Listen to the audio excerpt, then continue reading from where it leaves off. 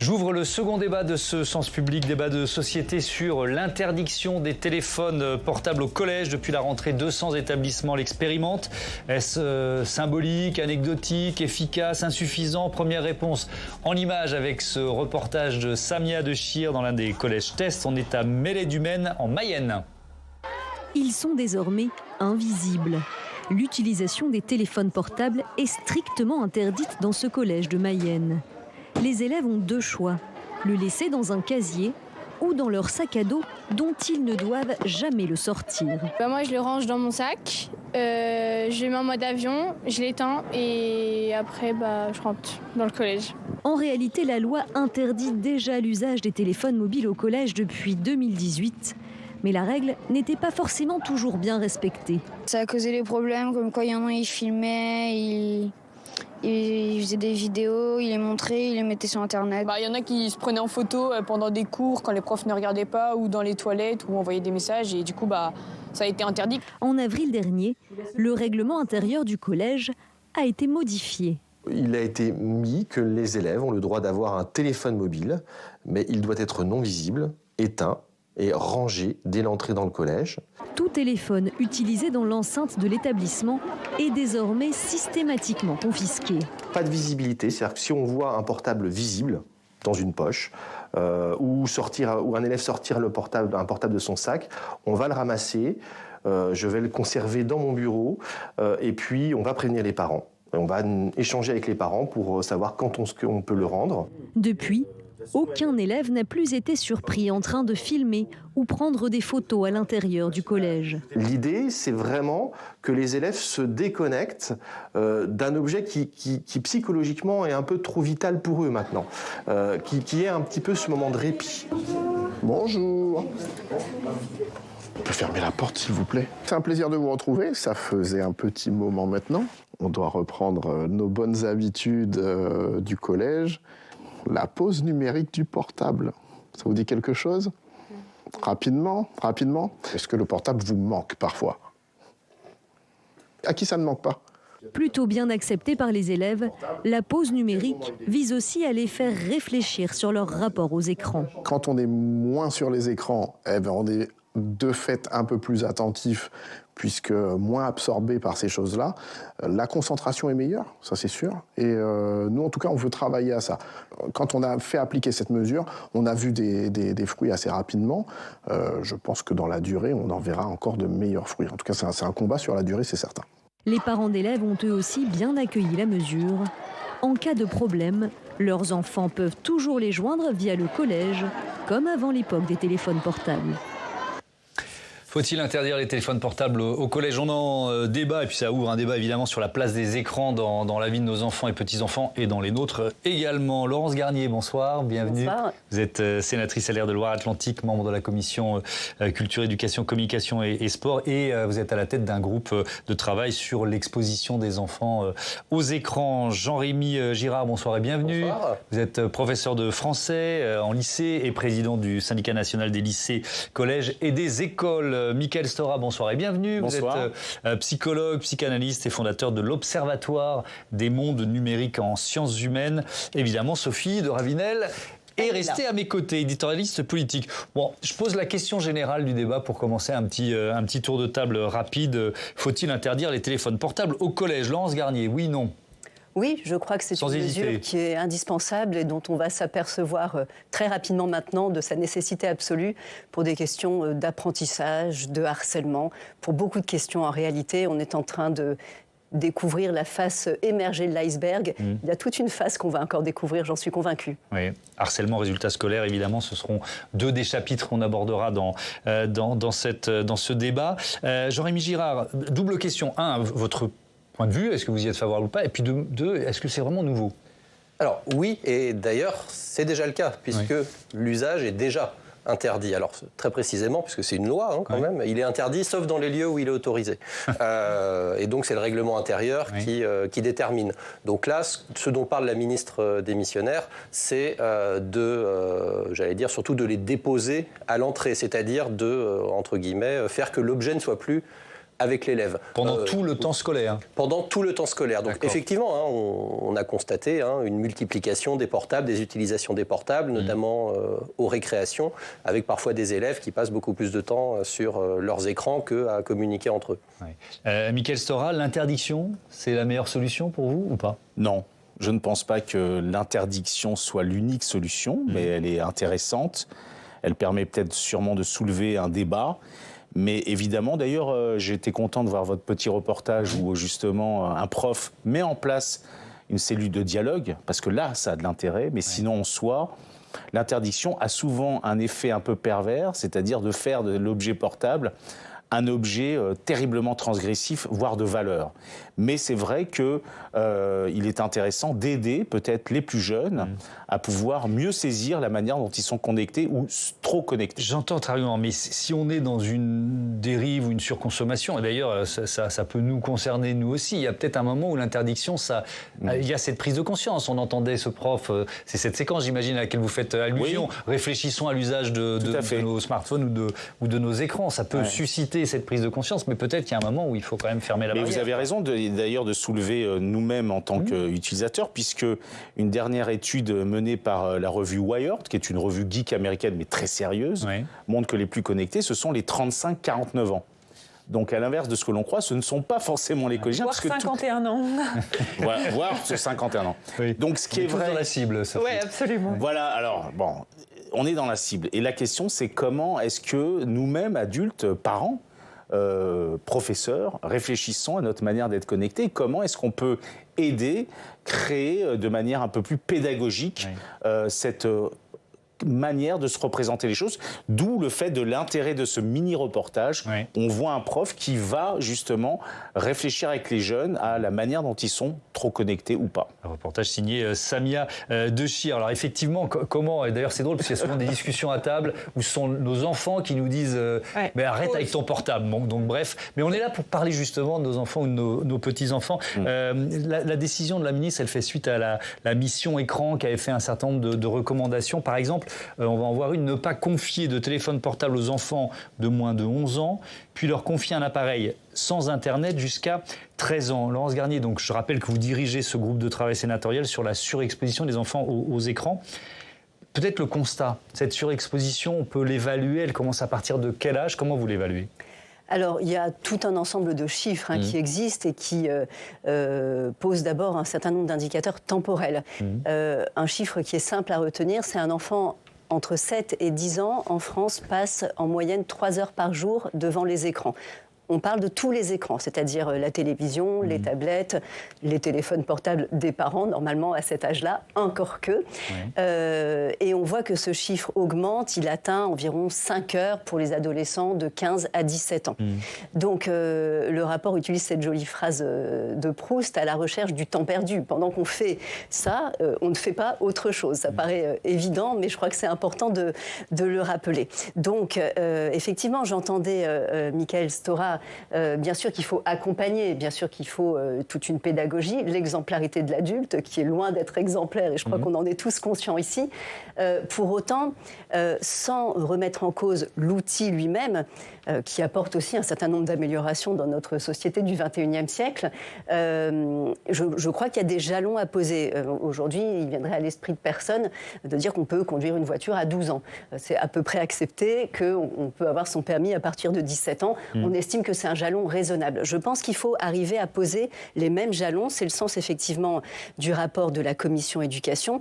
Tout soit s'accompagner, s'inscrire dans le temps et puis permettre aux enfants d'appréhender cet outil avec ses qualités. Il ne s'agit pas de débrancher l'électricité, il faut faire en sorte que les enfants ne mettent pas les doigts dans la prise. C'est ça tout l'enjeu. Une utilisation raisonnée, on va dire, des outils numériques. Et je crois qu'il y a une sensibilisation. On voit des enfants aujourd'hui, je voyais un enfant de 9 mois qui passait 10 heures par jour devant les écrans. Alors, bien sûr, c'est un cas extrême et heureusement, les enfants n'en sont pas là aujourd'hui, mais on voit les dangers, le retard d'apprentissage et de développement que ça génère. C'est le temps d'exposition aux écrans qui est important ou c'est le contenu? Moi, j'aurais tendance à dire c'est d'abord le contenu, évidemment. C'est pas simplement la rétine qui fatigue. Mais vous avez raison, parce qu'on a souvent le débat va se situer plutôt sur la question de la quantité et non pas forcément sur ce que l'on regarde profondément.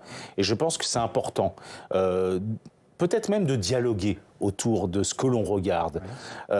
Évidemment, les réseaux sociaux sont des puissants distracteurs et qu'en effet, et d'ailleurs, toutes les études, d'ailleurs en Australie, je ne sais pas si vous êtes au courant, il y a une nouvelle loi qui a montré à quel point les portables avaient véritablement, les réseaux sociaux, les réseaux sociaux, on va en parler, il y a une interdiction qui rentre en vigueur aujourd'hui. Terriblement négatif sur la santé mentale des jeunes.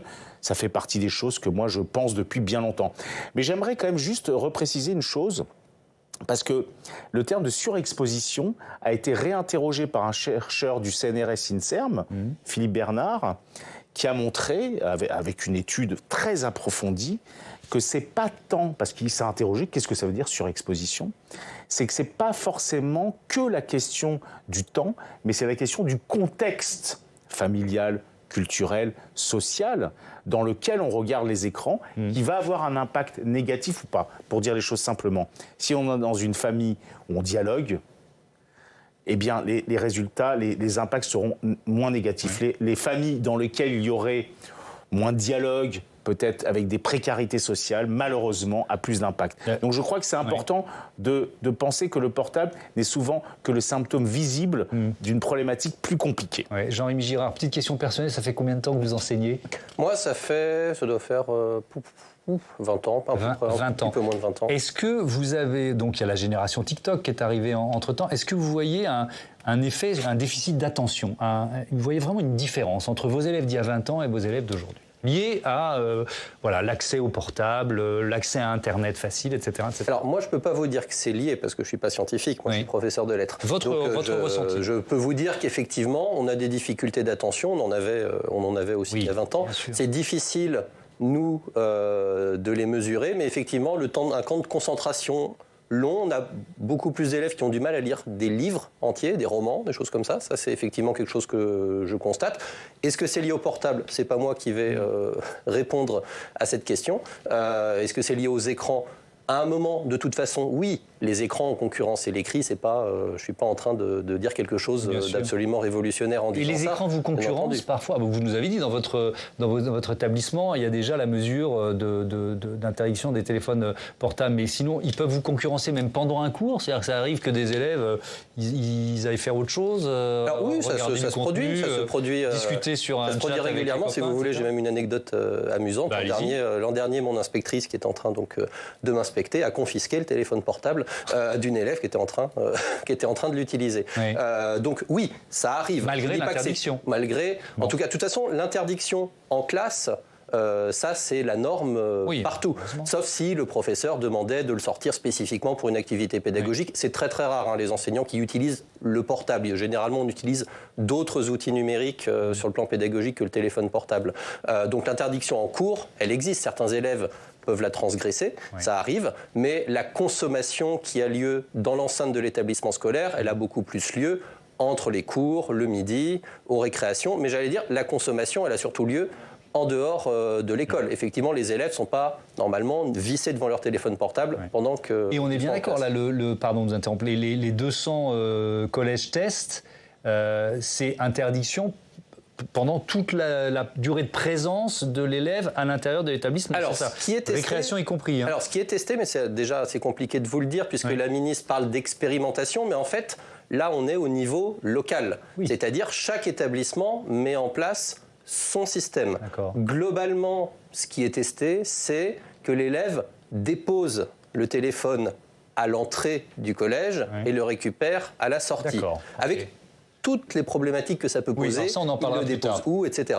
Financement, globalement, c'est ça. Privé, etc. Alternativement, ce que nous, on est en train d'expérimenter cette année dans mon lycée, c'est de le déposer à l'entrée de la classe. C'est-à-dire d'avoir des endroits où on le dépose à l'entrée de la classe. Comme ça, au moins, on n'en gère que 35 au lieu d'en gérer 1000. D'accord, je comprends, parce qu'effectivement, ça doit être un sacré casse-tête. Alors, on va s'intéresser à ce qui se passe ailleurs, dans d'autres pays, notamment des pays européens. Et je pense que Quentin est prêt, je le vois.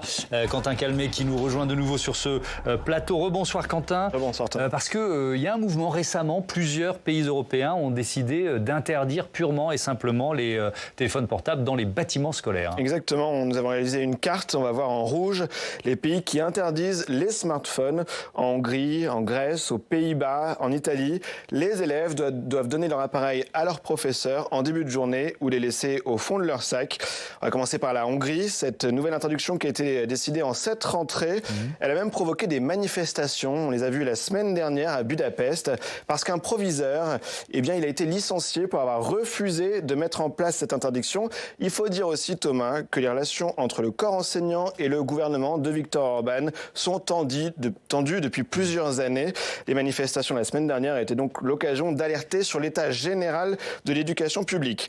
Même chose en Grèce. Depuis mars, un règlement interdit de filmer ses camarades de classe et de les ridiculiser en ligne. La rentrée scolaire est demain en Grèce, 11 septembre. Un élève surpris à partir de demain avec son téléphone pourra être exclu une journée. En cas de récidive, les enseignants ont le pouvoir d'exclure les élèves de cours pendant plusieurs jours. Autre exemple, les Pays-Bas et l'Italie. Tout à fait. La rentrée était le 2 septembre aux Pays-Bas. Le pays avait interdit les smartphones dans le secondaire début 2024, en janvier. C'est désormais aussi le cas en primaire depuis cette rentrée de septembre. D'ailleurs, l'interdiction depuis janvier dans les collèges et lycées, elle aurait déjà eu des effets positifs. C'est ce qu'on lit dans la Libre Belgique. La recherche montre que les étudiants et les enseignants se sont adaptés rapidement. Les élèves se parlent davantage, sont plus attentifs en classe et apprennent davantage. C'est ce qu'a déclaré Marielle Paul. Elle est secrétaire d'État néerlandaise à l'éducation fondamentale. Enfin, en Italie, on parle même de revenir au devoir au format papier. Le ministre italien de l'Éducation nationale, Giuseppe Valditara, il a parlé cet été de réhabituer nos enfants à la relation, je cite, avec le stylo et le papier. Et puis d'autres pays, on va continuer notre tour d'Europe, dans d'autres pays c'est un peu plus flou. Oui, on va revoir la carte, effectivement. En Espagne, cela dépend des régions du pays, effectivement. En Espagne, il y a beaucoup d'autonomie laissée aux régions. Au Danemark, en Belgique et en France, on lance plutôt des expérimentations. En Belgique wallonne, c'est dans 400 établissements. Au Danemark, c'est dans 200 établissements, d'ailleurs, comme en France. Mais donc, on le voit, il y a un mouvement qui est en train de s'emparer de l'Europe. Merci beaucoup, Quentin. Donc, on peut peut-être parler d'un mouvement de fond, Laurence Garnier. Est-ce que c'est pas trop tard ? Parce qu'ils ont pris tellement de place dans nos vies, ces téléphones portables, que ça devient, oui, on en fait un débat, ça peut créer des conflits au sein des familles. Est-ce que c'est pas trop tard ? D'abord, je crois que c'est une très bonne nouvelle qu'on en discute. C'est vrai que ce type de table ronde, il y a 1 an ou 2 ans, n'aurait sans doute pas eu lieu. On est en train de s'apercevoir effectivement des impacts pour l'apprentissage, pour la santé de nos enfants, pour la qualité de leur lien social et aussi d'ailleurs ce que vous disiez sur la question des inégalités sociales dont on parle très peu, mais il semble que dans des milieux favorisés, l'utilisation du smartphone soit mieux accompagnée et donc ait un impact plus faible que dans des milieux sociaux moins favorisés. C'est quelque chose d'intéressant parce qu'on a longtemps pensé qu'Internet c'était l'accès pour tous de manière horizontale à la même connaissance. En fait, les choses sont plus complexes. Alors est-ce qu'il n'est pas trop tard ? Écoutez, il n'est jamais trop tard. Le législateur s'empare de ce sujet. On le fait au Sénat au travers du groupe de travail que je préside. Il faut du temps pour mesurer tous ces impacts. En tout état de cause, ce qui est certain, c'est qu'il y a des attentes fortes aujourd'hui de la part des enseignants, de la part des parents et de la part des jeunes eux-mêmes qui sont majoritairement satisfaits de ces expérimentations. Donc c'est une très bonne nouvelle. Petite question, vous êtes en contact évidemment avec les parents d'élèves. Est-ce que le fait d'interdire finalement le portable ou d'engager cette réflexion, ça peut aider des parents à mieux contrôler, puisqu'on se posait la question du contrôle en fonction du milieu d'origine. Est-ce que ça peut aider des parents à mieux contrôler ? Dans ton collège, tu vois bien, on te l'interdit, donc il faut que tu fasses un peu plus attention. Ça peut donner un exemple, effectivement. Ensuite, l'école n'a pas la prétention de se substituer à la famille et vice-versa. Oui. Mais effectivement, j'ai envie de dire que parfois, nous, on est sur des choses très pratico-pratiques. Est-ce qu'il faut une boîte en plastique, des casiers magnétiques, et parfois d'ailleurs on n'a pas les financements, parce que c'est bien gentil que l'État dise il faut faire ça. C'est pas l'État qui paye, donc de ce point de vue-là, il peut toujours lancer toutes les expérimentations qu'il veut. C'est les collectivités locales ou les établissements sur fonds propres. Nous, on a acheté sur les fonds de l'établissement nos petits objets, effectivement.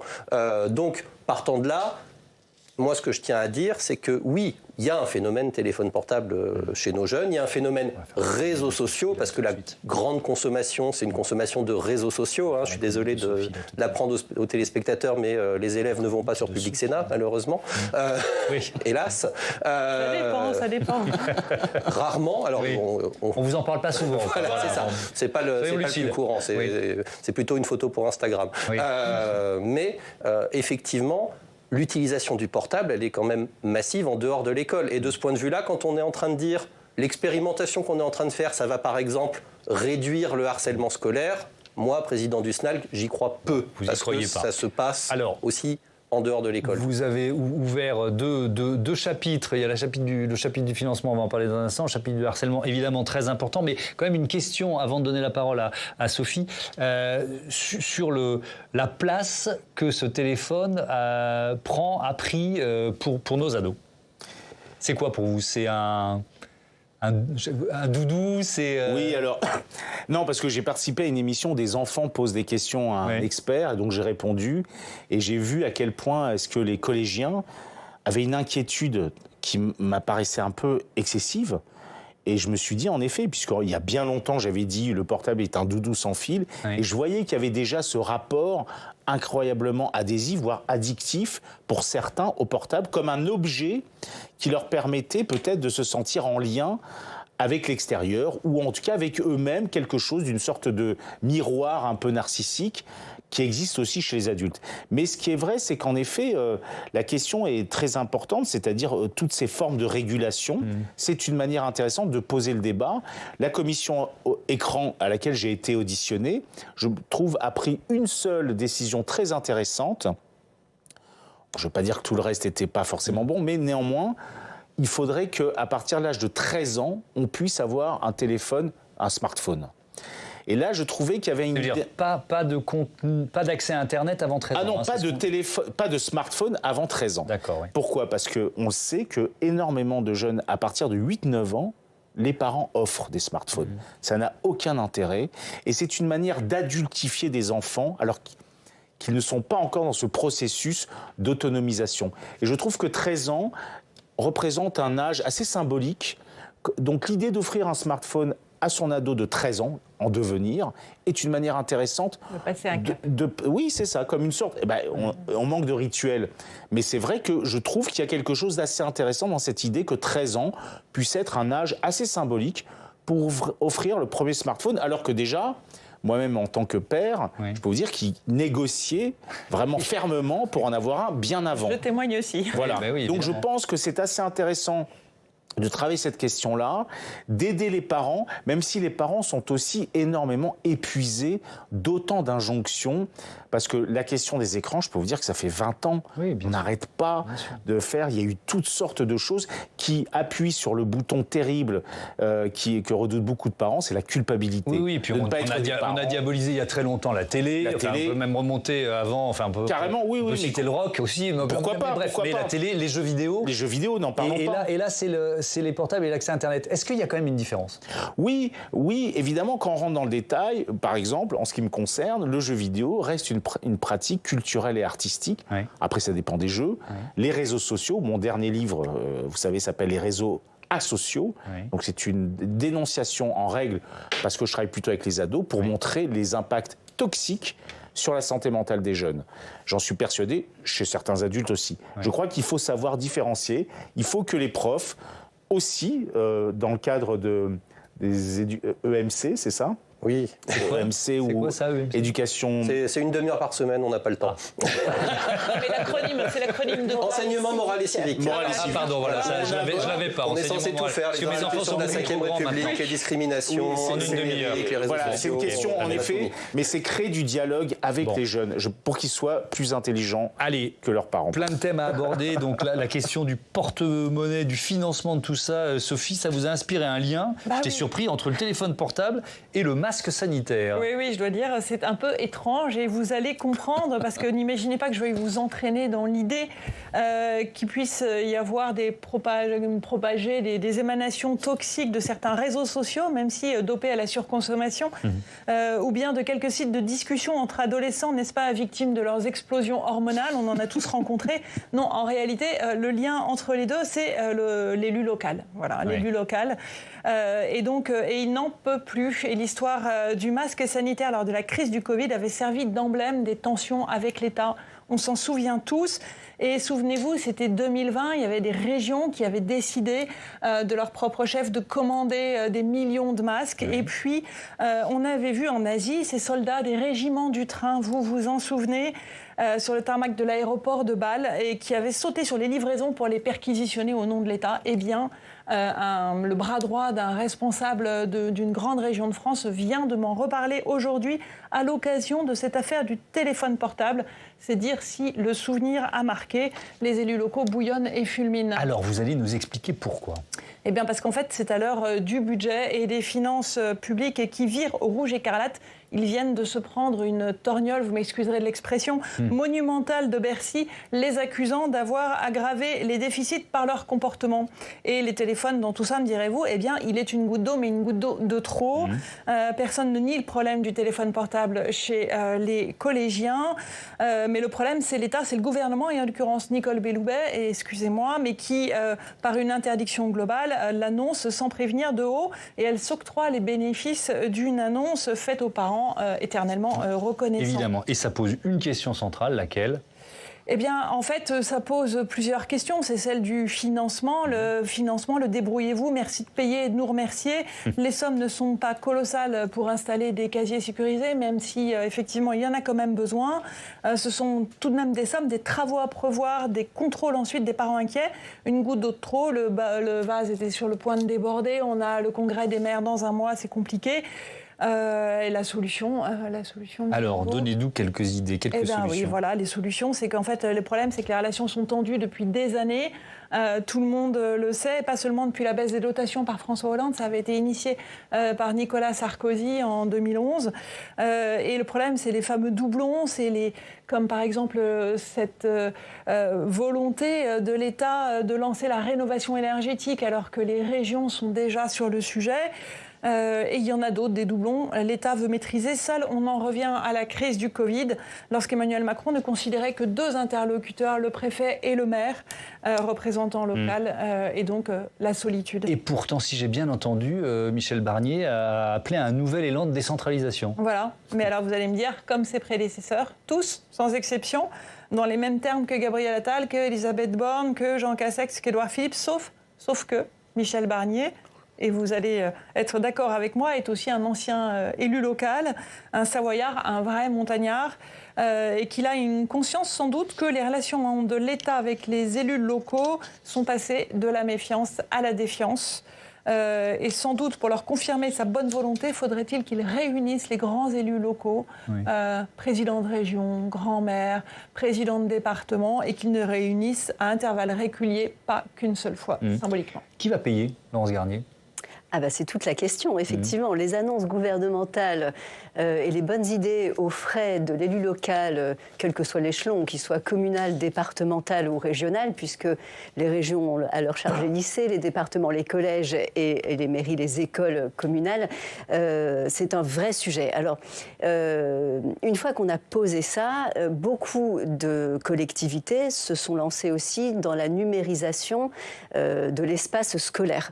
Oui, il y a beaucoup de départements qui ont, pardon de vous interrompre, offert des ordinateurs portables aux élèves en classe de 6e. D'ailleurs, il y a pas mal de parents qui disent c'est bien gentil, super, sauf qu'on n'a pas le contrôle parental sur l'ordinateur. Il y a un petit souci. Ça, c'est un sujet. C'est-à-dire que tout ça doit être accompagné, sans doute bien plus que ça n'a été fait. Il y a eu un mouvement de numérisation parce que c'était le progrès et que le progrès était bon en lui-même. Je crois que c'est ça aussi qu'on cherche à interroger, sans dire évidemment qu'il faut faire une croix sur la numérisation qui apporte aussi un certain nombre d'avantages. Mais ce qui est certain, c'est qu'aujourd'hui, les collectivités locales sont à la merci d'annonces, et parfois bonnes du reste, des ministères, des différents ministères, faire, qu'elles sont incapables de financer. Et puis on pourrait revenir sur la suppression de la taxe d'habitation et sur tout un ensemble de sujets qui ont effectivement creusé cet écart, ce gap entre les collectivités et ce qui se passe au niveau de l'État. Aujourd'hui, la numérisation a un coût pour les collectivités. Ouais. C'est vrai que les dispositifs qui visent à permettre à l'élève de déposer son téléphone portable au début de la classe et le reprendre à 17h en fin de journée ont l'avantage d'avoir un coût bien moindre que celui de financer des ordinateurs portables pour chacun des élèves. Alors parfois, aujourd'hui, c'est financé sur les fonds propres de l'établissement. Mais vous voyez en Loire-Atlantique, un collège qui s'est lancé dans l'expérimentation. Ils ont payé 1 000 € sur les fonds propres de l'établissement. Alors ça représente un coût, évidemment, pour 17 valisettes qui représentent autant de classes. Et au début de la journée, les élèves déposent leur téléphone. Donc le coût n'est pas à négliger, surtout si l'intention est déployée sur l'ensemble des établissements scolaires. Vous avez raison. Ces valisettes ? Et oui. Et qui surveille ces valisettes ? Alors, elles sont ramassées. Oui. En tout cas, c'est le système qu'ils ont trouvé, mais je crois qu'effectivement, chacun tâtonne aujourd'hui. Voilà, mais 1 000 € pour 17 valisettes, on voit que ce n'est pas le coût de l'équipement d'un ordinateur portable par élève, en tout état de cause. Jean-Rémy Girard, sur la question du contrôle, et puis c'est un outil de vie privée aussi, le téléphone portable, donc c'est pas si simple. Tout à fait, en fait, ça pose beaucoup de questions, le fait de séparer l'élève de son téléphone physiquement, c'est-à-dire le téléphone au fond du sac, éteint, etc., ça pose pas de souci, puisque l'élève l'a toujours avec lui et sur lui, puisque c'est sa propriété, c'est son bien propre. À partir du moment où il le dépose quelque part, on est censé le surveiller pour lui et il est censé le récupérer. Et devenir responsable du bien en question. C'est mal fait, s'il n'y a pas forcément non plus l'accompagnement humain nécessaire, on sait que nos vies scolaires sont pas en surnombre, très clairement aujourd'hui dans nos collèges, eh bien, on va sans aucun doute arriver dans ce système, mais où est passé mon téléphone ? Il y en a un qui a pris celui qui n'était pas le sien, etc. Tout ce genre de choses qui, pardon de le dire, vont nous retomber dessus, puisque c'est nous qui sommes censés les surveiller. Ce sont les vies scolaires, les assistants d'éducation, les CPE, qui vont s'en charger. Et ça, c'est pas du tout quelque chose qui a été réfléchi en amont, quand la ministre démissionnaire a annoncé ça. On n'a pas du tout réfléchi à est-ce qu'il ne faudrait pas un assistant d'éducation supplémentaire dans les collèges pour gérer les entrées et les sorties, aux questions liées par exemple à Vigipirate, parce que si ça prend du temps, on commence à faire des attroupements devant l'établissement, ce genre de choses qu'on veut absolument éviter. Alors, il nous reste une dizaine de minutes avec un premier thème très intéressant sur l'effet ou l'impact de l'utilisation des écrans, des smartphones sur les résultats scolaires. Et on va écouter 2 témoignages pour ouvrir cette séquence. D'abord, vous l'avez évoqué rapidement, mais ce qui se passe aujourd'hui en Australie, le Premier ministre qui a annoncé vouloir fixer un âge minimal pour accéder aux réseaux sociaux. Alors, pas seulement à l'école, partout, accéder aux réseaux sociaux entre 14 et 16 ans. On écoute Anthony Albanese. Je veux voir les enfants loin de leurs écrans. Je veux les voir sur les terrains de foot, dans les piscines et sur les cours de tennis. Nous voulons qu'ils aient de vraies expériences avec de vrais gens parce que nous savons que les réseaux sociaux font du mal à la société. Un essai aura lieu au cours des 2 prochains mois et nous nous sommes engagés à introduire une législation avant la fin de l'année afin de s'assurer que nous éloignons les jeunes de ce préjudice social. Mais maintenant, les réseaux sociaux font du mal à la société. Voilà ce que dit le Premier ministre australien. Et je fais le lien avec les résultats scolaires. On va écouter une autre personnalité. Il est secrétaire général de l'OCDE, Mathias Cormann. Alors ça date un peu, c'était au moment de la conférence de presse dédiée à la présentation du bilan PISA 2022. Vous savez, c'est ce grand bilan du niveau scolaire. Voilà le lien qu'il fait, lui, entre téléphone portable et résultats scolaires. De même, les technologies utilisées de manière excessive pour les loisirs plutôt que pour l'enseignement, comme les téléphones portables, semblent souvent associées à de mauvais résultats. En moyenne, dans les pays de l'OCDE, les élèves qui passent jusqu'à 1 heure par jour sur les appareils numériques à des fins de loisirs ont obtenu 49 points de plus en mathématiques que les élèves qui passent entre 5 et 7 heures par jour. Il y a un docteur en neurosciences qui s'appelle Michel Desmurger qui a écrit un livre, En finir avec le crétin digital. Volontairement, j'emploie cette expression parce que je me dis ça va faire réagir tout le monde. Ouais. Est-ce que la société est en train de créer un crétin digital ? Allez, je commence avec vous. Ça vous fait réagir. Alors non, parce que vous avez cité Michel Desmurger qui a fait énormément de bruit avec la fabrique des crétins digitaux. Oui. Mais encore une fois, d'ailleurs, ce qu'a dit le représentant de PISA par rapport, la question, c'est que dans toutes ces études, ce sont souvent des corrélations et non pas des causalités. C'est très compliqué et il faut faire très attention à toutes ces études qui finalement, je vous dis, vraiment la plus sérieuse, c'est un Français qui l'a faite, c'est celle de l'INSERM au CNRS, Philippe Bernard. Vous pouvez aller voir, Le Monde en a fait un grand article. Il est passé assez inaperçu. Donc Michel Desmurger a tenté de mettre des êtres en situation de laboratoire. Il en a fait un livre et une thèse, et c'est quelqu'un qui est très virulent. C'est exagéré. C'est totalement exagéré. Vous l'avez dit, c'est totalement exagéré. Sur les réseaux sociaux, vous dites oui, réseaux non, sociaux. parce que non, à aucun moment il parle des réseaux sociaux. Oui. Il y a eu aux États-Unis Frances Haugen, lanceuse d'alerte, qui a travaillé pour Facebook, qui est venue en France d'ailleurs. Je crois qu'elle est passée à l'Assemblée nationale pour faire une conférence. Elle est allée au Sénat aux États-Unis.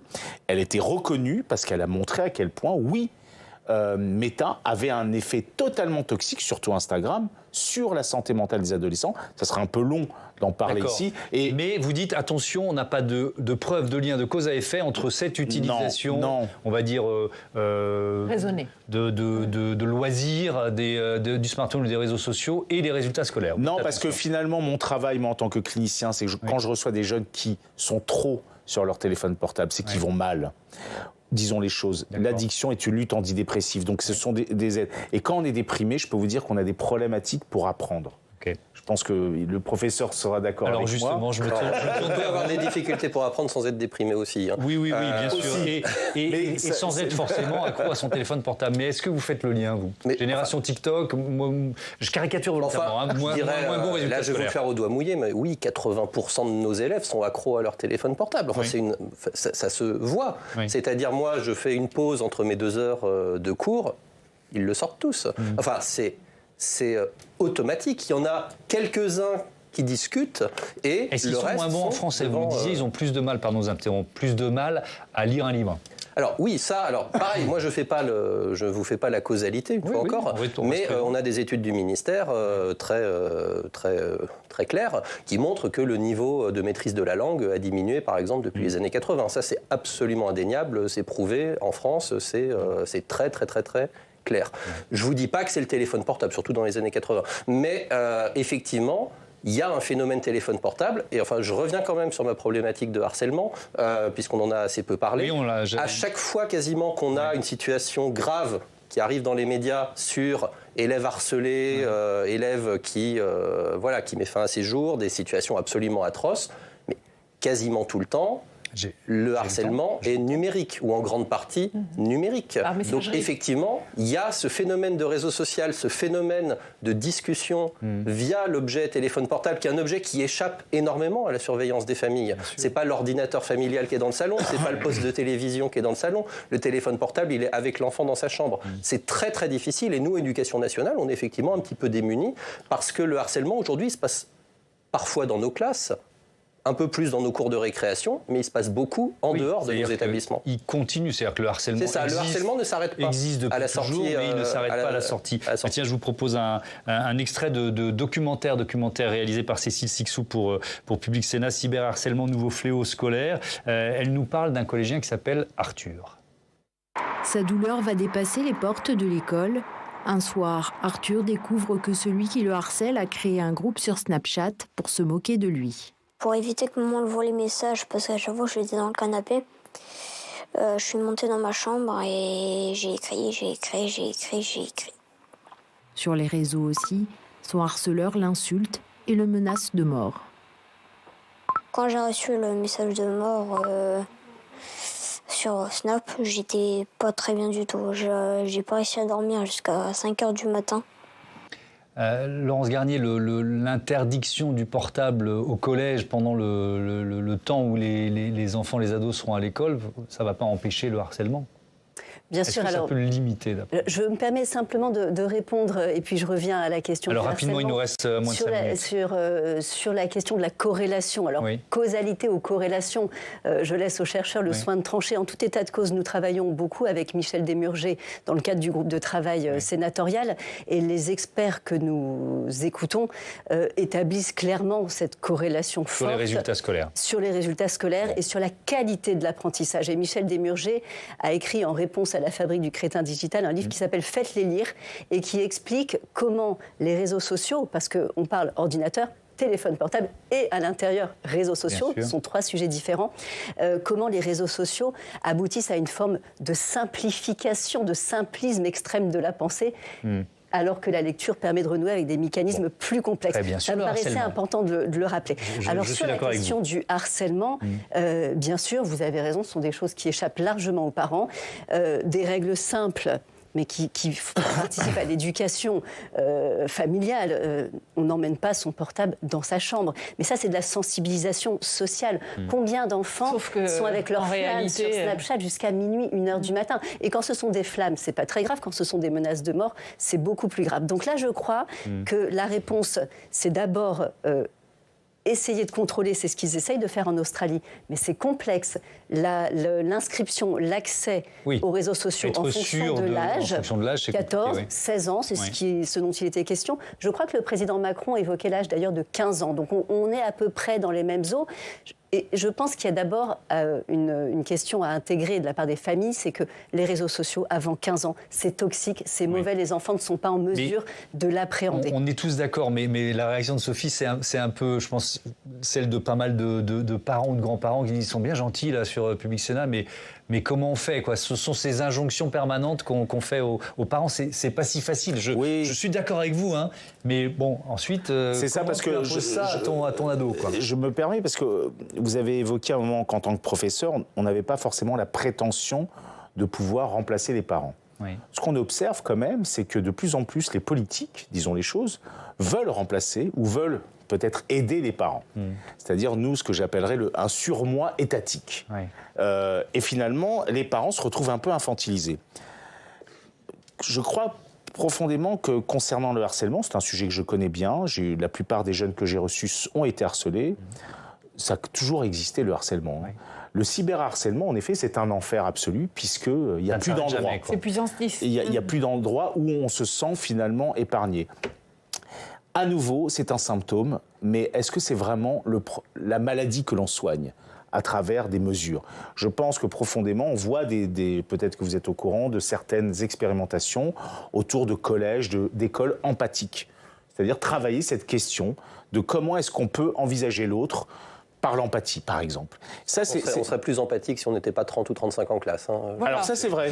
Mais alors vous avez raison. Commençons par le commencement. Mais néanmoins, je pense qu'il est intéressant de pouvoir à nouveau penser que la question de l'écran qui parfois fait écran sur d'autres sujets parfois plus complexes, et on veut évidemment penser que l'écran serait le responsable de tout. Je crois que c'est pas si simple, mais néanmoins, je comprends que parfois, il faut trouver des solutions un peu pratiques. Vous voulez changer de ministre ou pas? Parce que vous en avez eu 4 en un an, c'est ça donc, Écoutez, moi, j'allais dire à ce moment-là, on nous met, je sais pas, on peut nous mettre une effigie en bois, c'est bien aussi. Voilà, ce sera plus calme, en tous les cas. Mais voilà, de toute façon, la problématique de l'éducation nationale, c'est pas un ou une nouvelle ministre qui va la régler. Hein. Aujourd'hui, on a des problématiques budgétaires, on a des problématiques d'attractivité monstrueuse. Donc je trouve ça très intéressant de parler du téléphone portable, c'est un vrai sujet, hein. Je dis pas le contraire. C'est vrai que nous, on est en train de se dire, est-ce qu'on arrive à recruter des professeurs, à mettre devant les élèves, est-ce qu'on arrive à former ceux qui n'ont pas le concours et qu'on met de plus en plus du jour au lendemain comme ça, est-ce qu'on pourrait arriver à avoir des classes qui soient pas parmi les plus chargées d'Europe ou de l'OCDE dans la 6e ou 7e, ça dépend, puissance mondiale. Merci beaucoup, on termine là-dessus. Merci, c'était passionnant. À bientôt sur Public Sénat. Je vous donne rendez-vous demain, 18h, 22h, pour un nouveau numéro de Sens Public. Et puis la matinale a repris depuis lundi. Et Oriane Mancini, demain, reçoit Hervé Marseille, le président du groupe Union Centriste, ici au Sénat. Belle soirée. Merci de votre fidélité.